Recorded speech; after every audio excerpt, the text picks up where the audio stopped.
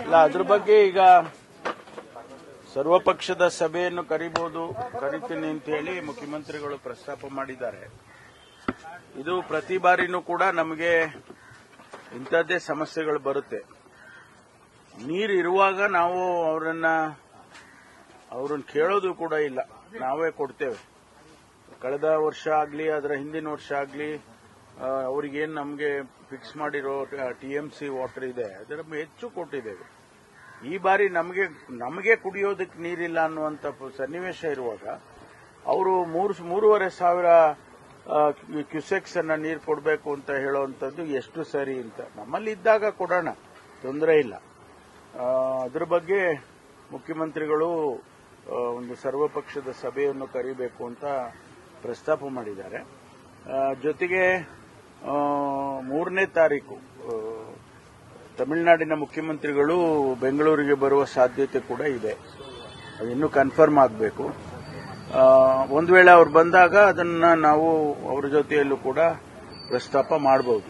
Sir, ಇವತ್ತು ಕಾನೂನು ತಜ್ಞರ ಜೊತೆ ಸಿಎಂ ಅವರು ಮೀಟಿಂಗ್ ನಡೆಸ್ತಾ ಇದ್ದಾರೆ ಡೆಲ್ಲಿನಲ್ಲಿ, ಏನೆಲ್ಲ ಚರ್ಚೆ? ಇಲ್ಲ, ಮೊನ್ನೆ ಕೂಡ ನಾವು ಎಂಪಿಸ್ ಮೀಟಿಂಗ್ ಇರುವಾಗ ಮಾನ್ಯ ಕಾತರ್ಕಿ ಅವರೆಲ್ಲರೂ ಕೂಡ ಬಂದಿದ್ರು. ನಮ್ಮ ನೀರಾವರಿ ಸಚಿವರು ಕೂಡ ರಾಮಲಿಂಗ ರೆಡ್ಡಿ ಅವರು ಕೂಡ ಬಂದಿದ್ರು ಅಲ್ಲಿಗೆ. ಬಹುಶಃ ನನಗೆ ಬೇರೆ ಕೆಲಸ ಇತ್ತು ಅಂತ ನಿನ್ನೆ ವಾಪಸ್ ಬಂದೆ. ಇವತ್ತು ಅವರು ಸಭೆಯನ್ನ ಮಾಡಿದ್ರೆ ಅವರು ಒಂದು ತೀರ್ಮಾನ ತಗೊಳ್ತಾರೆ ಅಂತ ಅನ್ಕೊಳ್ತೀನಿ.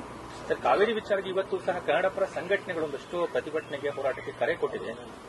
ಇಲ್ಲ, ಸ್ವಾಭಾವಿಕವಾಗಿ ಅವರು ಮಂಡ್ಯದಲ್ಲಿ ಮತ್ತು ಸುತ್ತಮುತ್ತ ಎಲ್ಲ ಪ್ರತಿಭಟನೆಗಳನ್ನ ರೈತ ಸಂಘದವರು ಮತ್ತು ಬೇರೆ ಬೇರೆ ಸಂಘದ ಸಂಸ್ಥೆಗಳು ಮಾಡ್ತಾರೆ. ಅವರು ನಿನ್ನೆ ಕೂಡ ಮಾಡಿದ್ದಾರೆ. ಯಾಕೆಂದ್ರೆ 3,500 ಅವ್ರಿಗೂ ಗೊತ್ತಿದೆ ನೀರಿಲ್ಲ ಹೇಗೆ ಕೊಡೋದು ಅಂತೇಳಿ. ಸರ್ಕಾರ ಒಂದು ವೇಳೆ ಒಪ್ಪಿಕೊಂಡು ಇರೋ ನೀರನ್ನು ಕೊಟ್ಬಿಡ್ಬೋದೇ ಅಂತ ಆತಂಕವನ್ನ ವ್ಯಕ್ತಪಡಿಸ್ತಾ ಅವ್ರು ಮಾಡಿದ್ದಾರೆ. ನಾವು ನೋಡೋಣ ಅಂತಿಮವಾಗಿ ಏನು ಸರ್ಕಾರ ತೀರ್ಮಾನ ತಗೊಳ್ಬೇಕು. ಮೇಕೆದಾಟು ಯೋಜನೆಗೂ ಕೂಡ ತಮಿಳುನಾಡು ಪತ್ರ ಬರೆದಿದ್ದಾರೆ ಪ್ರಧಾನಿ ಮೋದಿಗೆ.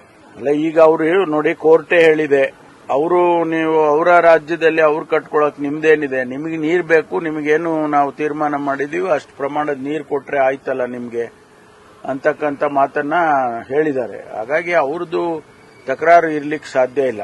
ಅವ್ರೇನ ಹೇಳಿದ್ರು ಕೂಡ ಕೋರ್ಟಲ್ಲಿ ಹೇಳ್ಬೇಕಾಗ್ತದೆ. ಅಲ್ಲಲ್ಲ, ಅವರು ಬರೀಲಿ, ಪತ್ರ ಬರೆಯೋದಕ್ಕೆ ಯಾರು ಸ್ಟಾಪ್ ಮಾಡಕ್ಕಾಗುತ್ತೆ. ಆದ್ರೆ ಪ್ರಧಾನಮಂತ್ರಿಗಳು ಆಗ್ಲಿ ಅಥವಾ ಕೋರ್ಟ್ ಆಗಲಿ, ಪ್ರಧಾನಮಂತ್ರಿಗಳು ಕೋರ್ಟಿಗಿನ್ನ ಮೇಲೆ ಇರೋದಿಲ್ಲ. ಕೋರ್ಟ್ ಏನ್ ತೀರ್ಮಾನ ಮಾಡುತ್ತೆ ಅಂತಿಮವಾಗಿ ಅದೇ ಫೈನಲ್. ಅದರಿಂದ ಈಗ ಅವರು ಅಂತಿಮವಾಗಿ ತೀರ್ಪು ಕೊಟ್ಟಿದ್ದಾರೆ. ಅದರ ಪ್ರಕಾರ ಹೋಗ್ತೇವೆ. ವಿಜಯ್ ಅವರು ರಾಜ್ಯಕ್ಕೆ ಬರ್ತಿರೋದನ್ನ ಬಿಜೆಪಿ ವಿರೋಧ ಮಾಡ್ತಾ ಇದ್ದಾರೆ. ಇಂಡಿ ಒಕ್ಕೂಟದಲ್ಲಿ ಇವರು ಇರೋದ್ರಿಂದ ಇವರು ಮೇಕೆದಾಟು ಯೋಜನೆಗಾಗಿ ಈಗಾಗಲೇ ವಿರೋಧ ವ್ಯಕ್ತಪಡಿಸಿದ್ದಾರೆ. ಅವ್ರು ಬಂದು ಇನ್ನೇನು ಹೇಳಿದ್ದಾರೆ, ಕರ್ನಾಟಕದ ಮುಂದೆ ಅವಮಾನ ಮಾಡುವಂತಹದ್ದು ಯಾಕೆ ಬೇಕು ಅನ್ನುವಂತಹದ್ದು ಬಿಜೆಪಿ ಅವರ ವಾದ. ಸರ್, 2 ರಾಜ್ಯದ ಮುಖ್ಯಸ್ಥರು ಅನೇಕ ಸಮಸ್ಯೆಗಳಿರ್ತಾವೆ. ಅವುಗಳನ್ನು ಸೇರಿ ನಾವು ಬಗೆಹರಿಸಿಕೊಳ್ತೀವಿ ಅಂತಂದ್ರೆ ಅದು ಕೂಡ ಆಗಬಾರ್ದು ಅಂತಂದ್ರೆ ಒಕ್ಕೂಟದ ವ್ಯವಸ್ಥೆಯಲ್ಲಿ ಇದೆಲ್ಲ ಸಾಮಾನ್ಯ. ಮೊನ್ನೆ ಭದ್ರಾ ಪ್ರಾಜೆಕ್ಟಿನ ಹತ್ರ ನಾವು ಆ ಗೇಟ್ಗಳೆಲ್ಲ ರಿಪ್ಲೇಸ್ ಮಾಡಿತ್ತು. ಅದರ ಉದ್ಘಾಟನೆಗೆ ಚಂದ್ರಬಾಬು ನಾಯ್ಡು ಅವರು ಬಂದಿದ್ರು, ತೆಲಂಗಾಣ ಮುಖ್ಯಮಂತ್ರಿಗಳು ಬಂದಿದ್ರು ಮತ್ತು ನಮ್ಮ 3 ಜನ ಸೇರ್ಕೊಂಡು ಕೆಲವು ವಿಷಯಗಳನ್ನ ಪ್ರಸ್ತಾಪ ಮಾಡಿದ್ದಾರೆ. ಅದು ನದಿ ಜೋಡಣೆ ಇರಬಹುದು ಅಥವಾ ಬೇರೆ ನೀರಿನ ಹಂಚಿಕೆ ಇರಬಹುದು. ಅದನ್ನ ಪ್ರಸ್ತಾಪ ಮಾಡಿ ನಾವೇ ಬಗೆಹರಿಸಿಕೊಳ್ತೀವಿ ಅಂತ ಹೇಳಿ ಮಾತಾಡ್ಕೊಂಡಿದ್ದಾರೆ.